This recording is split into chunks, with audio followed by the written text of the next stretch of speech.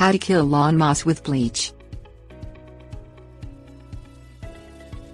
A patch of green, brown or yellow moss is a cluster of small plants that appear in lawns located in shady and humid conditions. Moss takes hold of areas where grass grows poorly, forming smooth or hard mats on the bare soil. While it does not kill or damage grass, moss signals that your lawn is not planted under ideal conditions.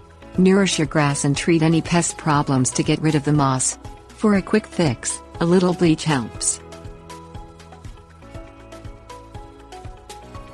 Things you'll need: